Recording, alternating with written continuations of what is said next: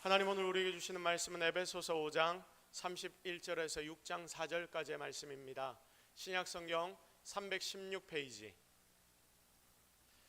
자, 우리 다 같이 한 목소리로 하나님이 우리에게 주시는 말씀을 합독합니다. 그러므로 사람이 부모를 떠나 그의 아내와 합하여 그 둘이 한 육체가 될지니 이 비밀이 크도다. 나는 그리스도와 교회에 대하여 말하노라. 그러나 너희도 자기의 아내 사랑하기를 자신같이 하고 아내도 자기 남편을 존경하라. 자녀들아, 주 안에서 너희 부모에게 순종하라. 이것이 옳으니라. 내 아버지와 어머니를 공경하라. 이것은 약속이 있는 첫 계명이니 이로써 네가 잘 되고 땅에서 장수하리라. 또 아비들아, 너희 자녀를 노엽게 하지 말고 오직 주의 교훈과 훈계로 양육하라. 아멘. 언약으로 묶인 가정, 언약으로 묶인 가정이라는 제목으로 하나님의 말씀 증거하도록 하겠습니다. 이혼, 후련, 임신한 듯 살찐 남편 보기 괴로워. 자, 이혼 논란, 마음 편해져서 얼굴이 좋아 보여. 싱글맘, 이혼 후에 더욱더 예뻐진 근황 포착. 사혼, 처음 이혼할 때만 힘들지 난 차원이 달라. 여러분, 방금 제가 타이틀, 기사의 4개 타이틀 여러분들에게 보여드렸습니다. 제가 어제 가정으로 검색을 하고 또 이혼으로 검색을 한 포털 기사의 제목들입니다. 이혼에 대해서 많은 기사들이, 제가 이혼을 내용을 가지고 쳐서 쭉 기사들을 쳐다보고 막 바라보는데 참 이혼에 대해 많은 기사들이 긍정적이고 호의적인 글들을 써놨습니다. 분위기가 참 많이 달라졌구나 하는 생각을 했습니다. 그러면서 지금 우리가 살아가고 있는 이 시대의 분위기가 바로 이것이구나. 마치 혼자 사는 것이 정답인 양 시대의 분위기들이 그렇게들 흘러가고 있습니다. 너무나 안타깝습니다. 솔직히 이 시대 가정들은 지금 다들 난관에 빠져 있습니다. 대한민국 땅은 이제 곧 모든 사람들이 사라질 것입니다. 여러분, 제가 좀 심하게 이야기를 했죠. 모든 사람들이 다 사라질 것이다. 여러분, 합계 출산율 이야기들을 여러분이 많이 들어보셨을 겁니다. 2023년 합계 출산율 얼마인지 아십니까? 0.72라고 합니다. 그래도 0.7이 1 근처네, 이렇게 여러분 혹시 생각하고 있지 않습니까? 저도 처음에는 이런 식으로 생각했던 적이 있습니다. 그런데 여러분, 이게 얼마나 심각한 일이냐면 제가 설명을 한번 해드릴 테니까 잘 들어보십시오. 부부 한 명과 한 명이 만나서 부부가 되어서 2명이 되었죠. 그 가정에서 아이를 낳는데 몇 명을 낳는다면 0.7명을 낳는다는 이야기입니다. 2명에서 0.7명이니까 그러니까 50상 100명의 이 결혼한 부부가 몇 명의 아이를 낳게 되냐면, 따져보니까 계산을 해보니까 100명이 결혼을 하면 35명의 자녀가 그 다음 때에 나옵니다. 자, 그런데 잘 보십시오. 우리가 착각을 하지 않아야 되는 부분이 뭐냐면 100명이 35명의 아이를 낳는데 여기에는 남자와 여자가 다 섞여 있습니다. 자, 그러니까 따지고 보면 그냥 좀 작구나가 아니라 50명의 여성이 결국 몇 명의 여자 아이를 낳게 되냐면, 여성 성병을 가진 아이를 낳게 되냐면 50명의 여성이 17명의 여성 성별을 가진 아이를 낳는 겁니다. 근데 여러분, 더 심각한 것은 지금 한 세대밖에 안 흘렀죠. 그 다음 세대로 흘러가 버리면 어떻게 되느냐, 이제는 17명이 출산율 0.7을 계산을 해보면 되는데, 이번 해에 1월과 2월, 3월을 쭉 통계를 해봤더니 이제 0.7이 아니라 0.6으로 내려갈 것이다 라고 이야기합니다. 자, 그래도 0.7로 우리가 17명의 출산율을 계산해보면 여성 성별을 가진 아이가 5명이 나오게 됩니다. 자, 그러니까 보십시오. 할머니 때에 50명의 여성이 있었는데 한 대와 2대를 거치면 이제 손녀 시대에 되면 손녀가 몇 명이 나온다고요? 5명이 남게 됩니다. 여러분 아시겠습니까? 이 정도로 지금 심각합니다. 그러니까 할머니가 이 손녀를 볼 때에 할머니는 50명이었는데 손녀는 5명밖에 남지 않게 되고, 그리고 여기에서 한 번 더 해볼까요? 한 번 더 출산율 0.7을 계산해버리면 1명이 됩니다. 그러니까 3대에 거치면 50명의 여성이 몇 명이 된다? 한 명이 남는 것입니다. 심각하지 않습니까?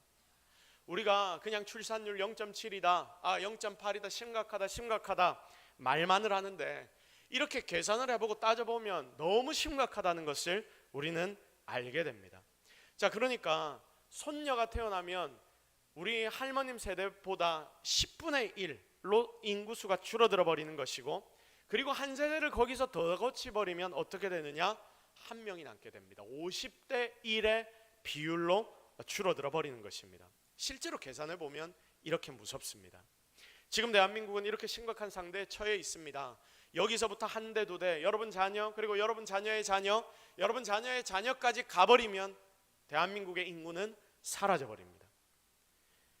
그럼 그래서 나라 일하는 사람들이 이거 지금 신경 안 쓰면, 그리고 또 국민들이 다른 거 이것저것 먹고 살 것들, 우리가 중요하게 생각하는 것들이 참 많지만 우리 국민들이 여기에 신경 안 쓰면 진짜 우리나라가 망할 수밖에 없습니다. 지금 우리가 딴소리 할 때가 아니라는 겁니다. 그런데 어디 우리나라만 그렇습니까?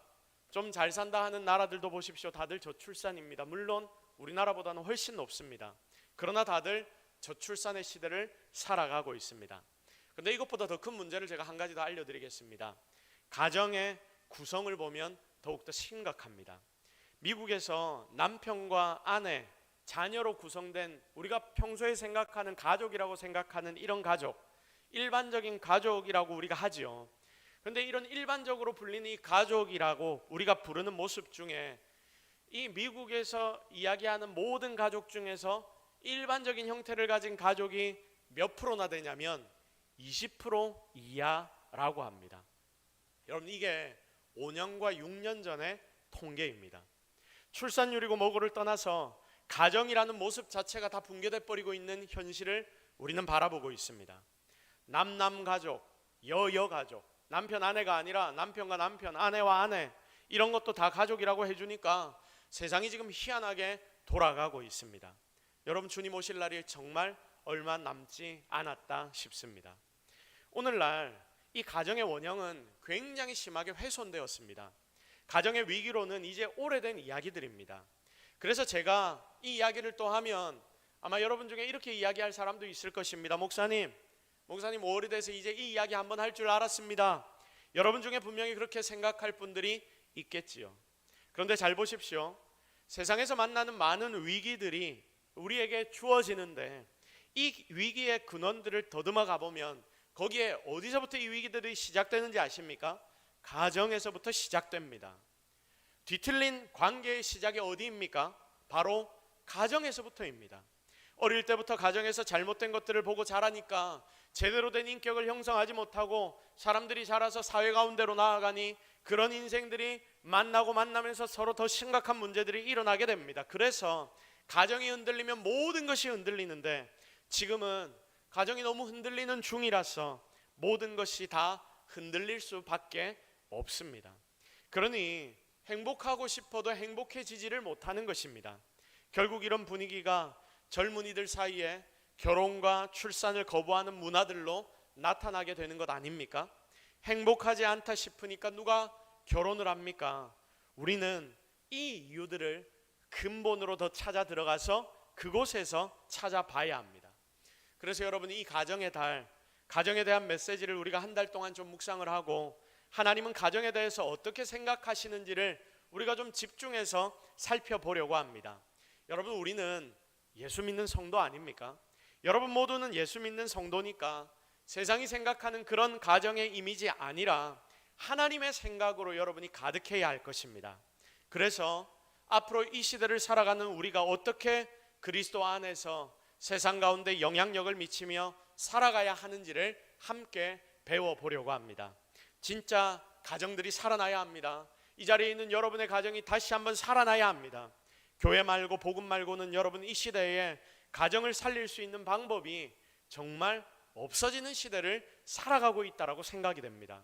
그래서 오늘은 첫 번째 시간이니까 가장 근본적인 것들에 대해서 함께 나누려고 합니다. 정말 우리가 여러분이 가슴에 새겨야 하는 이 근본들, 이거 하나 잘 붙잡고 여러분의 생각이 다 뒤바뀌는 은혜의 시간들이 되기를 주님의 이름으로 축복합니다. 자, 먼저 여러분, 가족은 어떻게 생겨납니까? 가족은 어떻게 생겨나지요? 남자와 여자가 만나서 뭘 하니까? 결혼을 하니까 가정이 생기는 겁니다. 여기서부터 가족은 시작입니다. 그래서 우리가 결혼에 대해 가장 먼저 살펴봐야 합니다. 자, 요즘 사람들에게 왜 결혼하냐라고 물으면 쉽게 대답을 못합니다.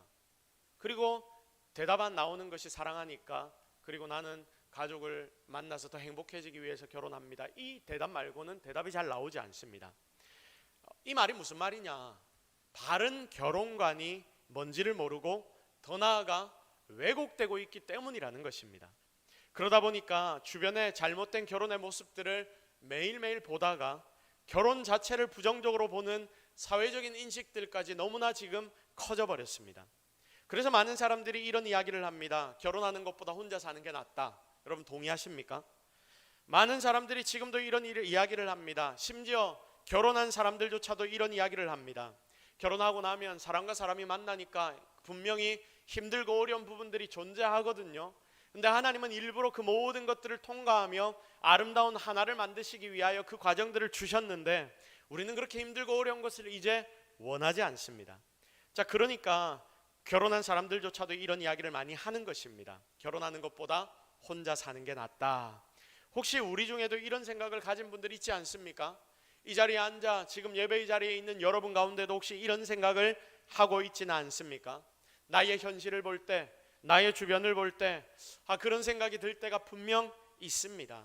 그러나 우리는 성도니까 여러분, 우리가 가장 먼저 무엇을 바라봐야 하느냐? 내 감정, 내 생각, 내 주변을 보는 것이 아니라 하나님의 뜻이 무엇인지를 먼저 살피고 그 뜻을 따라야 합니다. 그게 바로 성도의 모습이기 때문입니다.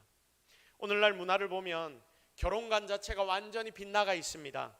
설계도 없이 집을 제대로 못 짓는데 다들 설계도도 없이 뭔가를 그 위에다가 세우려고 합니다. 그래서 가정의 원리와 기준을 우리는 다시 한번 바로 세워봐야 합니다. 그럼 여러분, 결혼은 언제 왜 생긴 것입니까? 결혼은 언제 생긴 것입니까? 결혼의 제도는 누가 만들었습니까? 결혼이 무엇입니까? 여러분, 이 개념을 머릿속에 제일 먼저 집어넣으십시오. 결혼의 근원은 하나님께 있습니다. 결혼은 하나님이 디자인하신 제도입니다. 이거 사람이 만든 문화나 사회적인 간습이 아닙니다. 여러분, 이게 제일 중요한 우리가 믿어야 할 포인트입니다. 그러니 우리는 결혼 안에 있는 하나님의 신성한 법칙에 대해서 알아야 하는데 그 부분을 오늘은 좀 짧게 살펴보도록 하겠습니다. 여러분, 먼저 창조의 사건을 한번 보십시오. 하나님께서 5일 동안 창조를 하시는데 창조하시고 난 뒤에 하나님이 이것들을 보시기에 어땠다라고 말씀하십니까? 보시기에 좋았더라. 자, 그리고 이제 마지막 날 인생들을 창조하시고 난 뒤에 아담을 흙으로 빚어 생기를 불어 생명이 되게 만드신 뒤에 그 인간을 보시기에 어땠다라고 하나님 말씀하십니까? 심히 좋았다. 자, 이때는 심히를 좀 늘어줘야 되겠죠. 강조하면서 심히 좋았다라고 말씀합니다. 그런데 여러분, 희한한 게 성경을 보면 하나님이 처음으로 좋지 아니하니라는 하나님의 마음을 표현해 놓은 부분이 성경에 그 뒤에 나오거든요. 여러분, 이 부분이 혹시 어딘지 아십니까? 어떻게 그렇게 잘 아십니까? 창세기 2장 18절 말씀을 같이 읽겠습니다. 시작. 여호와 하나님이 이르시되 사람이 혼자 사는 것이 좋지 아니하니. 여기까지만 읽겠습니다. 여러분, 혼자 있는 아담을 가리켜 하신 하나님의 음성이 바로 이 말씀입니다. 좋지 않다. 내가 다 창조해 놨는데 아담 혼자 있는 거 보니까 안 좋다. 이거 아니야. 하나님이 이 말씀을 하시는 거예요. 뭔가 모자르다, 뭔가 더 필요하구나, 이 뜻이겠죠. 남자가 혼자 있는 것은 하나님의 창조 계획에 뭔가를 더 덧붙여야 한다라는 하나님이 자주 섞인 음성이 바로 이 음성일 것입니다. 그래서 하나님이 아담의 갈비뼈를 딱 가지고 와서 하와를 만드셨고 인류 최초의 결혼식을 하나님이 직접 그곳에서 주례해 주셨습니다. 그러니까 결혼의 의미가 뭐냐면 완전하지 않은 남자와 완전하지 않은 여자가 서로에게 속함으로 뭐가 된다? 하나가 되어서 완전함을 향해 나아가는 것이다. 하나님이 이걸 보셨던 거예요. 그러면서 이렇게 결혼을 해서 하나가 되어 점점 더 하나님을 닮아가는 것이다. 이게 바로 결혼이고 결혼의 의미입니다. 어떤 이는 이런 이야기를 합니다. 나는 하나님만 있으면 돼. 하나님만 나는 잘 믿을 거야. 나는 결혼은 안 할 거야. 결혼 안 하고 혼자 살면서 하나님을 더 잘 믿을 거야. 하나님의 창조 섭리를 보면 여러분 이 말이 맞는 말입니까? 틀린 말입니까? 틀린 말입니다. 분명 그렇게 이야기하는 이유가 있을 겁니다. 하지만 지금 이 땅에 어떤 사람보다 더 하나님과 완벽하게 교제했던 아담, 여러분 하나님이 아담을 만드시고 심히 좋았더라라고 하셨는데, 그러면서 하나님과 아담이 계속 처음에 교제했지 않습니까? 그런데 그렇게 완전하게 만들어진 아담이 하나님과 영적으로 깊이 교제했던 그 아담조차도 하나님이 보시기에는 하와가 필요했다라는 말씀입니다. 결국 우리는 여기서 하나님과 우리와의 관계까지도 생각을 해볼 수가 있는데, 여러분 사람들과의 수평적인 교제가 제대로 세워지지 않으면 하나님과의 교제도 건강하게 이루어질 수 없습니다. 그래서 하나님은 한 남자와 한 여자로 구성된 가정 공동체를 만드셨고, 신약으로 넘어가면 어떻게 됩니까? 교회를 세우셔서 그 안에서 함께 하나님을 섬겨가도록 만드셨던 것입니다. 그리고 여기서 더 나아가 보면 결혼의 의미가 확장이 되기 시작하는데, 왜 하나님이 이렇게 직접 결혼을 만드셨는지, 이것을 언약으로 우리에게 주셨는지를 깨닫게 됩니다. 예수님이 이 땅에 오셔서 주님이 우리를 위하여 십자가에 달려 죽으시고 부활하신 뒤에 주님이 승천하시면서 교회를 세우시거든요. 자, 그래서 이 교회는 예수님의 뭐 된다라고 말씀합니까? 몸이 된다고도 이야기하지만 신부가 된다라고 이야기를 합니다. 이렇게 부부관계된 예수님과 교회, 이 속에서 완전한 구원이 이루어지는 것입니다. 그러니 이 완전한 구원을 맛보는 자들은 행복을 그때부터 누리게 되는 거예요. 여러분과 제가 이 자리에 앉아서 우리는 완전한 구원을 얻었기 때문에 행복을 누리게 되는 것입니다. 하나님께서 이 모습들을 이후에 보여주시려고 완전한 혼인을 창세기에 하나님이 직접 만들어 주셨던 것입니다. 여러분 결혼을 이때까지 제가 방금 설명한 것처럼 이렇게 생각하며 사셨습니까? 여러분이 생각했던 결혼과는 과연 무엇이었습니까? 여러분 아마 이렇게 정리하며 이렇게 하나님의 시선으로 우리의 결혼을 바라보고 여러분의 가정을 바라보며 살기가 쉽지 않았을 겁니다. 왜냐하면 우리는 세상의 이야기를 너무나 많이 듣거든요. 그래서 세상이 이야기하는 것과 비슷하게 아마 결혼을 생각하며 지금까지 살아왔을 겁니다. 그런데 여러분이 이렇게 결혼에 대한 개념이 여러분 속에서 하나님의 은혜로 바뀌기 시작하잖아요. 그러면 가정에서 살아가는 여러분의 삶의 태도조차도 바뀌게 되는 것입니다. 결혼했다는 건 그러므로 단순하게 여자와 남자가 눈이 맞아서 눈치껏 복작복작하며 살면 되는 게 아니라는 겁니다. 여기에는 원리가 있는데, 결혼을 디자인하신 하나님 의도에 따라서 부부의 역할과 기능을 다하면서 이 가정을 아름답게 세워나가야 하고, 자기의 위치를 지켜나갈 때에 그 가정은 행복해지는 것입니다. 결국 부부를 통해 하나님의 목적을 이루는 복된 가정을 우리는 만들어 가야 하는 거죠. 여러분 지금 이 세대는 생각합니다. 사랑해서 결혼하는 거지, 사랑해서 그냥 결혼하는 거지. 여러분 그러면 반대로 말해 봅시다. 이 사랑이 식어버리면 어떻게 됩니까? 사랑이 끝나면 이혼하는 거지. 그게 맞습니까? 그런데 지금 이 시대는 그렇게 생각하며 삽니다. 여러분 그런데 또 한 가지 더, 사랑이 뭔지를 여러분이 정확하게 압니까? 참 어렵죠. 저는 아무리 배워도 점점 그리고 계속 배워나가는 게 사랑이라고 생각이 됩니다. 그만큼 사랑에는 깊이가 있기 때문입니다. 그러니 우리가 사랑하면서도 사랑 안 한다라고 착각할 수도 있는 것이고, 또 정말 사랑이 식어갈 수도 있는 것인데, 이걸 판단하는 것조차도 너무 어렵다는 말입니다. 그런데 사랑해서 결혼했다면, 반대로 사랑 안 하면, 아니 안 한다고 내가 착각을 잠시 했다면, 그런데도 불구하고 바로 헤어져도 아무 문제 없는 게 되지 않습니까? 그러니 요즘 결혼했다 헤어지는 게 너무나 쉬운 것이 아닌지 우리 자신을 한번 돌아보아야 합니다. 기준이 어디에 있느냐? 나에게 있고 자기들에게 있고, 그리고 세상의 가치의 기준이 있으니까 바로 이런 일들이 일어나는 것입니다. 하지만 하나님은 가정이, 혼인이 이런 게 아니라고 지금 말씀하십니다. 결혼부터 시작해서 이런 게 아니라고 말씀하십니다. 그래서 여러분, 복음 안에 제대로 우리가 가정을 이루었다면 그 가정의 목표는 단지 행복이 아니어야 합니다. 행복만을 추구하는 가정이 되면 안 될 것입니다. 행복은 수단이어야 합니다. 마치 우리가 돈을 하나님이 우리에게 주실 때 이 돈을 우리는 수단으로 생각하며 살아가야 하듯이 가정에게 하나님이 주시는 행복이라는 것도 수단이 되어야 합니다. 그 가정을 세우신 하나님, 그 하나님의 부르심이 가정에도 있는데 하나님이 부르실 때 민감하게 반응하고 함께 그 사명을 위해 살아가는 것, 이것이 하나님 안에서의 바른 가정의 모습임을 여러분 기억하시기를 바랍니다. 그런데 세상은 이것을 다 잃어버린 것이죠. 그래서 우리 다 같이 한번 고백합시다.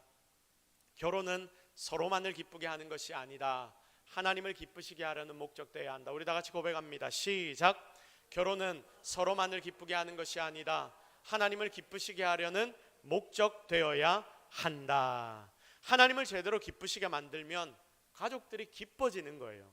관계 속에서 성숙함을 이루어내는 것이 가정생활인데 하나님은 이렇게 성숙한 가정들을 결국 사용하시기 때문입니다. 자, 보십시오. 방금까지 제가 결혼에 대해서, 부부에 대해서 말씀을 좀 짧게 나눴습니다. 사실 이거 말고 깊이 들어가면 자세히 해야 될 이야기들이 너무나 많은데 여러분 여기에서 그렇게 깊이 들어갈 시간은 없으니까 이거 한 가지만은 꼭 기억하십시오. 결혼은 그냥 남자 여자가 때가 되어서 사랑해서 그냥 만나서 알콩달콩 사는 것이다. 그런 게 결혼이다. 여러분 이게 맞습니까? 맞습니까? 아닙니다. 이게 아니라 더 크고 위대한 하나님의 뜻이, 위대한 뜻이 그 속에 담겨져 있는 거예요.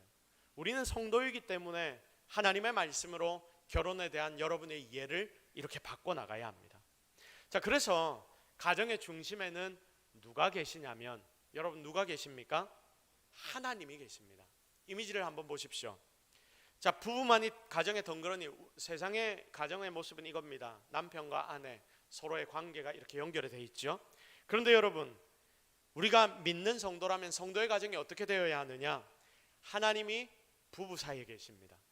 자, 그래서 부부 사이의 관계도 있고 남편과 하나님과의 관계도 있고 아내와 하나님과의 관계도 있으니까 이게 무슨 모양이 됩니까? 삼각형의 모양이 되는 것입니다. 자, 그러니 이 하나님이 부부 사이에 계셔서 부부가 어려우면 힘도 주시고 사이가 나빠지면 하나님이 중재도 해주시고 하나님 안에서 더 기쁨을 누리게도 해주시면서 삼각형으로 모두가 다 관계하는 겁니다. 제일 안정감 있는 도형이 삼각형이라고 여러분 이야기하지 않습니까? 자, 그 안정감을 부부가 서로에게 주는 것이 아니라 주님 안에서 이 부부들이 누려야 하는 것입니다. 이게 바로 하나님이 만드신 가정의 진짜 원래 모습입니다. 에덴에서 살았던 아담과 하와의 모습이 바로 이 모습이었습니다. 그러니까 부부 사이에 좀 문제가 있어도 하나님이 함께 하신다면 하나님을 통해 어쨌든 연결이 되어 있기 때문에 극단적인 선택까지 가지 않게 되는 거 아닐까요? 오늘 이것이 여러분의 삶의 진정한 가치가 되어서 이제까지 가져왔던 생각들을 다 바꾸는 은혜의 시간들이 되기를 주님의 이름으로 축복합니다. 이렇게 결혼해서 가정이 세워지고 그리고 하나님이 가정을 세워주시고 난 뒤에 하나님은 그 가정들에게 선물을 주십니다. 그 선물이 무엇입니까?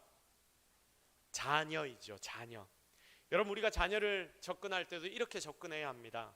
결혼하지 않은 사람은 잘 모릅니다. 왜 자녀가 선물이라고 말하는지 결혼하지 않으면 잘 모릅니다. 자, 왜 자녀가 선물이라고 불리는 것입니까? 결혼하지 않는 사람들이 이렇게 생각합니다. 결혼하면 당연히 자녀가 태어나는 거지. 여러분 맞습니까? 아니죠. 요즘은 더 그렇습니다. 생명이란 게 진짜 사람 마음대로 안 됩니다. 자녀를 잉태하기 위해서 노력해 본 부부는 이 자녀가 선물이란 것을 다들 잘 알 겁니다. 그만큼 사람 마음대로 생명을 어떻게 할 수 없기 때문입니다. 시편 127편 3절 말씀 우리 같이 한번 읽어보도록 하겠습니다. 시작.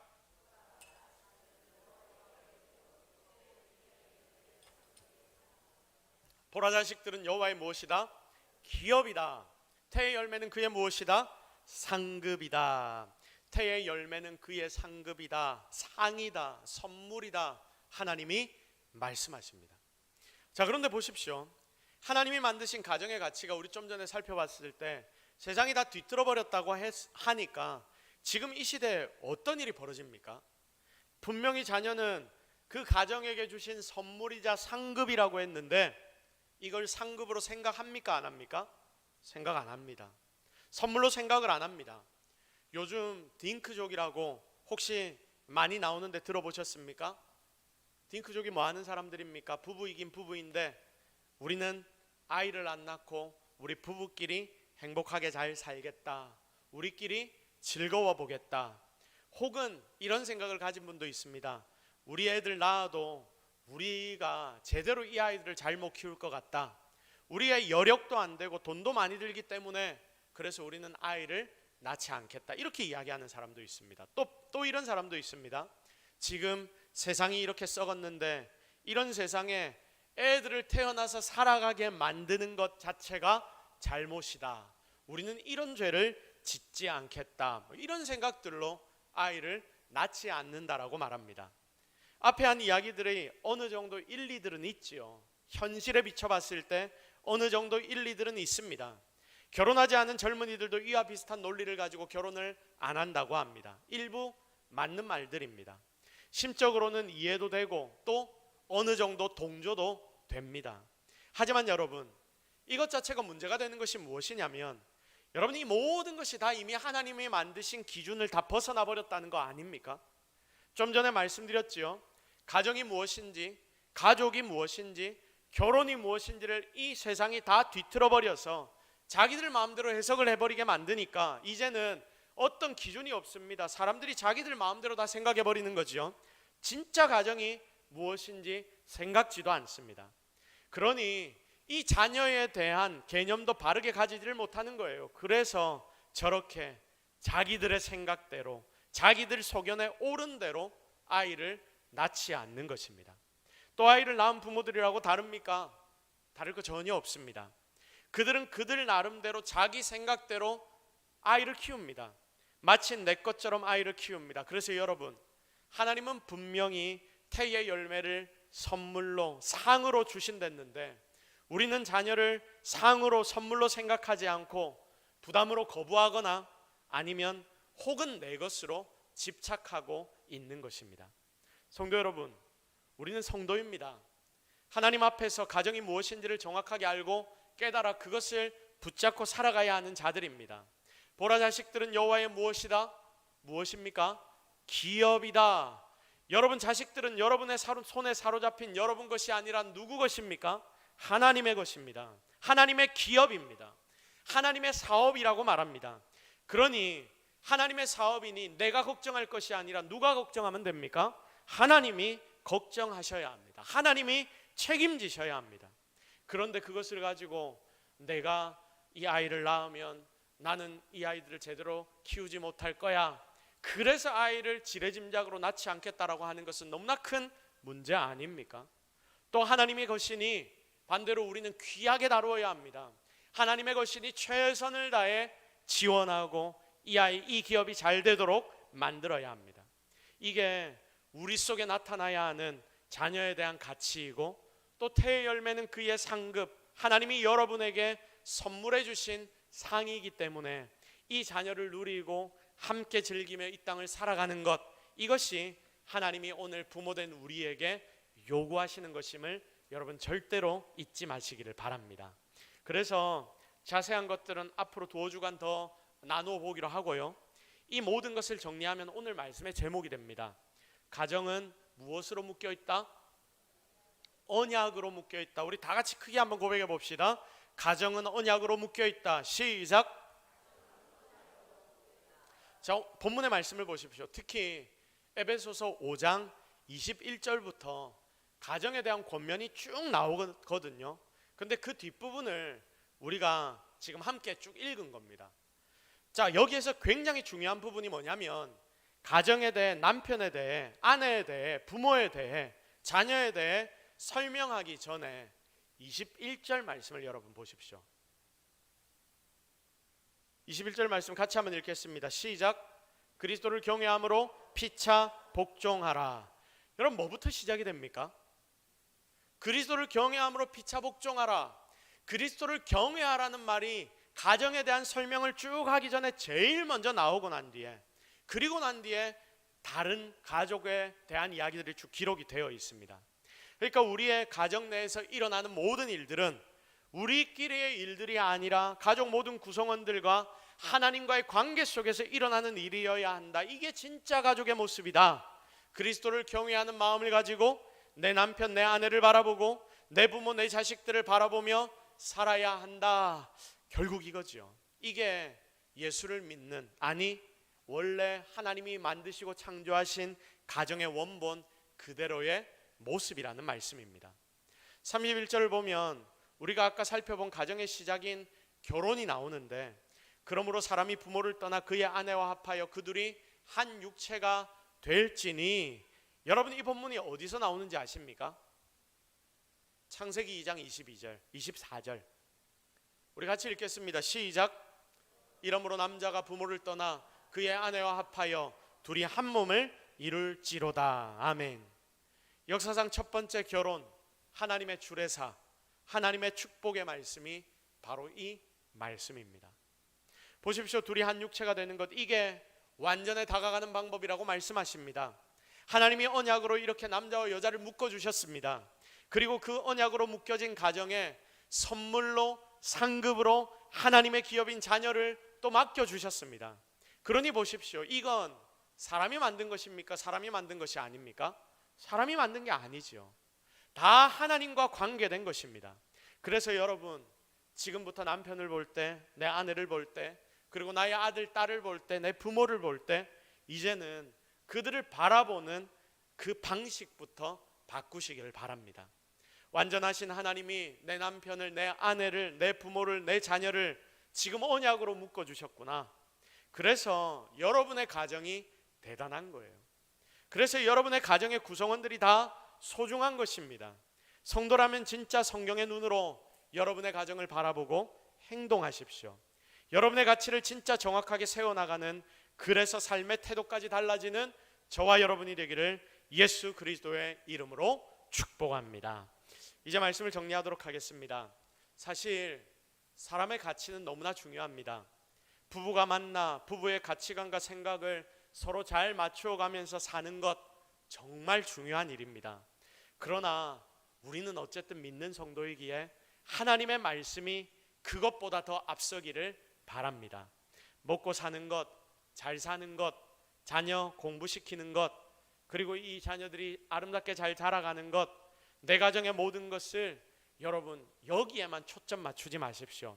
세상은 그렇게 살고 우리 보고도 그렇게 살라고 하지만 하나님은 우리에게 그것이 중요한 게 아니라고 말씀하십니다. 그렇게 잘못 만들어가다가 본질을 잃어버리는 것을 우리는 주변에서 너무나 많이 보고 있습니다. 그래서 슬퍼하는 가정이 이 땅에 너무 많습니다. 우리 본질을 붙잡읍시다. 가정을 하나님이 세우셨습니다. 언약으로 가족들을 하나님이 묶어주셨습니다. 모든 것이 하나님이 세우신 언약입니다. 언약의 관계입니다. 남편, 아내, 자녀와 부모, 이 모든 것 사이에 하나님이 거하신다는 것 잊지 말고 진짜 하나님 백성답게 그 가정을 바라보고 그 가정에서 정말 승리하며 하나님의 뜻을 이루며 살아가는 저와 여러분이 되기를 예수 그리스도의 이름으로 축복합니다. 우리 시간 말씀 붙잡고 한번 기도하겠습니다. 하나님, 오늘 우리가 가정이란 그것에 대해서, 결혼이란 것에 대해서, 자녀란 것에 대해서 그 하나님이 우리에게 주신 기준만 오늘은 좀 살폈습니다. 그런데 하나님, 내가 세상 살면서 세상이 우리에게 이야기하는 것들에 너무 많이 찌들어 있어서 하나님 말씀보다 그것이 더 앞서 있었습니다. 하나님, 우리를 용서하여 주옵소서. 진짜 이제는 내 가정을 바라볼 때 하나님의 눈으로 바라보게 하여 주옵소서. 우리 이 제목들을 놓고 오늘 말씀을 통해 여러분이 받은 것들이 있다면 하나님 앞에 기도하며 나아가는 시간 가지도록 하겠습니다. 우리 다 같이 기도합니다. 하나님, 오늘 우리가 하나님 앞에 나와왔습니다. 하나님의 능력을 바랍니다. 사모합니다. 의지합니다. 오늘 우리와 함께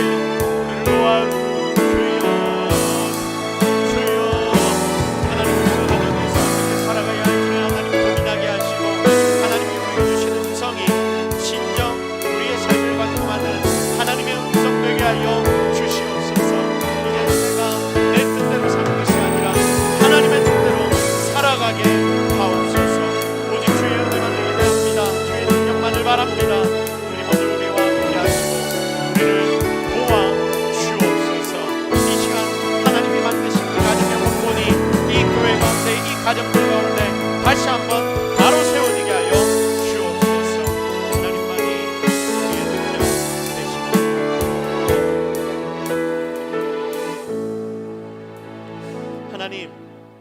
우리가 하나님의 말씀을 통해서 하나님 만드신 가정에 대해 다시 한번 고민하고 생각해 봅니다.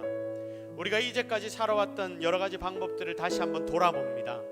하나님, 정말 주님 안에 있는 가정들이 되게 하옵소서.